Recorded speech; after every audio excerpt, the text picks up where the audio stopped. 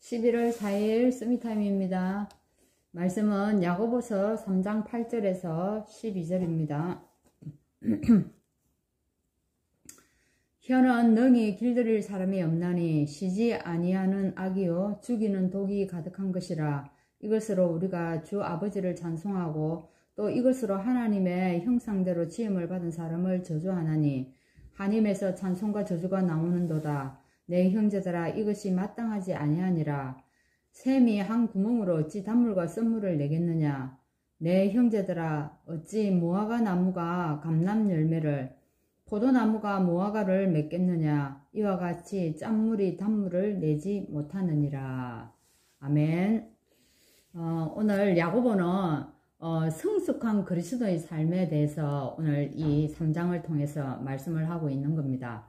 자, 그러면 2장에서는 믿음을 실천하는 것을 강조했습니다. 그리고 이 3장에서는 오늘 혀죠, 그죠? 다른 말로 말입니다. 혀에 대해서 언급하고 있는 것입니다. 이 말씀을 한다는 것은 그 당시에 그리스도인들이 혀 때문에, 그죠? 말 때문에 심각한 문제가 있었던 것입니다. 그래서 야고보는 뭐라고 얘기합니까?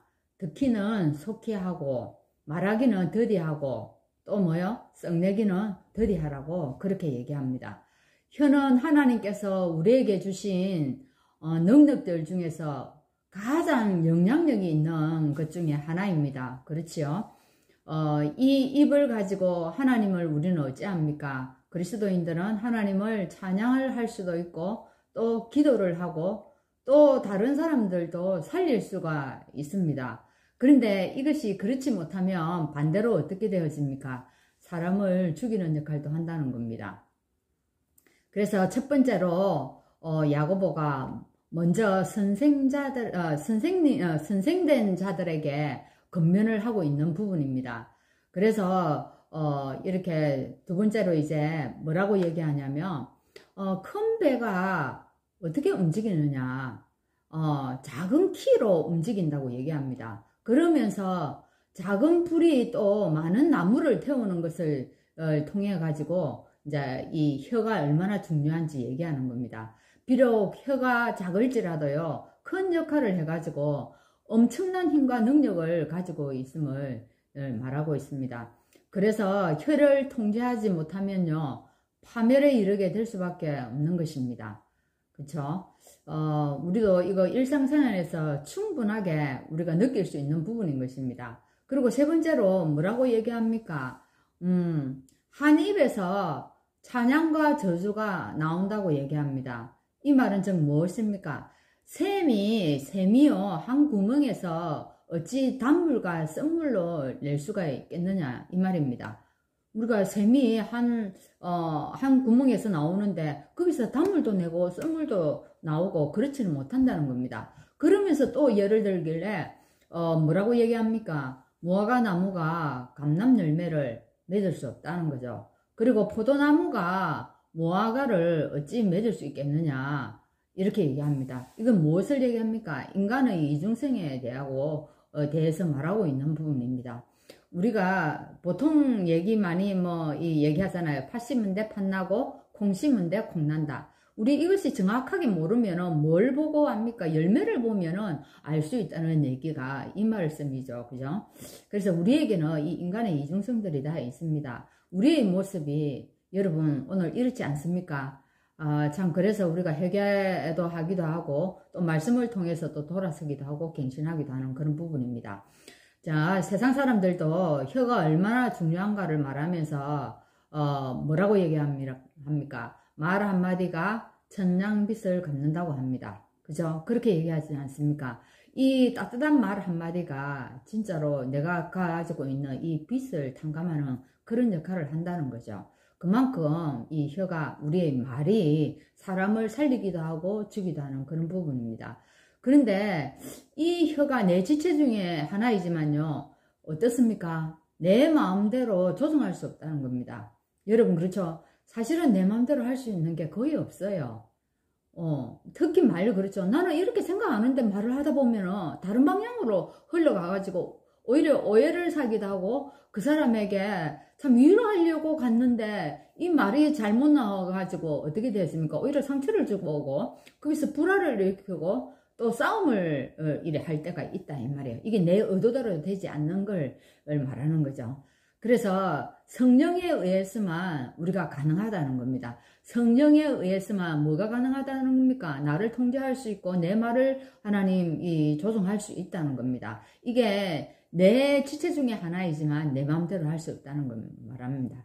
그래서 날마다 뭐라고 얘기합니까? 성령 충만하라고 얘기합니다. 여러분 성령 충만 받으세요. 성령 충만을 위해서 우리 오력을 위해서 날마다 기도하지 않습니까? 그 이유가 오늘 여기에 있는 겁니다. 그래서 24시 복음을 누리는 것이 중요합니다. 내가 복음 누리지 않으면 그 순간에 누가 들어온다는 겁니까? 예, 사단이 역사한다는 겁니다. 오늘 사단은 어떻게 해요? 내 딱 이렇게 그죠? 내 앞에 딱 엎드리고 있다는 겁니다. 그래서 언제 들어옵니까? 예, 틈이 없을 때는 들어올 수 없습니다. 우리 집에도요, 이게 도둑도 틈이 있어야 들어오고 지도 지 구멍이 있어야 들어오지 않습니까? 그런 것처럼 이 사단도 틈이 생길 때 들어오려고 내 앞에 딱 엎드리고 있다는 겁니다. 그게 언제겠습니까? 내가 성령 충만하지 못할 때입니다.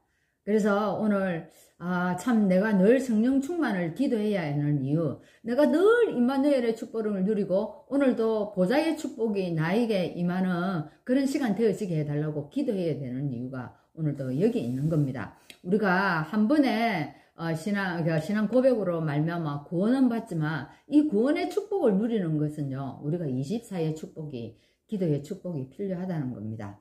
그래서 오늘도 하나님이 내 안에서 나와 함께 하시면서 무엇합니까? 예, 구원 사역을 이루고 계시다는 것입니다. 실제로 성령이 일하시는 것을 우리가 체험한다면 우리에게 어떤 어려움이 있을지라도요, 하나님의 기대 속에서 살아갈 수가 있다는 겁니다. 우리가 왜 자살합니까? 왜 우리가 낙심하고 좌절하고 거기서 일어나지 못합니까? 소망이 없기 때문입니다. 아무리 어려워도요, 내 속에 그 하나님이 하신다는 그 기대, 소망이 있다면 그게 괜찮은 겁니다. 거기서 생명이 싹이 나고 또 일어난다는 겁니다. 반대로 사단의 지배를 받는다면요, 우리가 세상적이고 하나님의 뜻을 보지 못하기 때문에 또 우리 마음에서부터 어찌 되어집니까? 평안이 딱 깨어져 버립니다. 사단이 딱 지배해버리면 내가 딱 어떻게 됩니까? 세상적으로 돌아가 버립니다. 그죠? 그래서 이제 나중에 일이 딱 되어버리면 내 안에 가장 중요한 평안이 깨어지니까 이제 그때부터 문제가 발생하는 게 되는 겁니다. 자, 오늘도 어떤 상황 가운데서도 우리가 찬양을 할 수 있으면 괜찮습니다. 그죠? 하나님께서 나를 인도하시는 길이 보인다면 그거 괜찮은 거예요. 그죠? 그리고 그래서 그 속에서 우리가 감사할 수 있다면 하나님의 축복을 볼 수가 있는 겁니다. 이렇게 되면 우리가요, 최고의 행복자가 아닐 수가 없는 겁니다. 오늘도 여러분 어떤 상황 가운데서도 우리가 찬양할 수가 있고 또 뭡니까?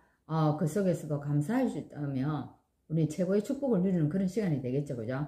내 입술의 찬양이 상대방에 흘러갔어요. 우리 모두 함께 영광 돌리는 그런 시간이 되기를 바랍니다. 하나님 감사합니다. 오늘 가장 중요한 하나님 말에 대해서 우리가 말씀을 들었습니다. 오늘 이것을 내가 통제할 수 없기에 오늘도 그리스도의 은혜 속에 내가 들어가기를 원합니다. 오늘도 우리가 기도하다가 성령 충만 받아서 하나님 내가 평안 속으로 들어가고 내가 찬양할 수 있게 하시고 감사의 축복이 흘러 넘쳐서 이것이 하나님 불신앙 가운데 있는 자들을 살릴 뿐만 아니라 완전히 불신자 가운데 있는 자들까지도 살리는 역사가 일어날 수 있도록 인도하여 주옵소서. 예수 그리스도 이름으로 기도합나이다. 아멘.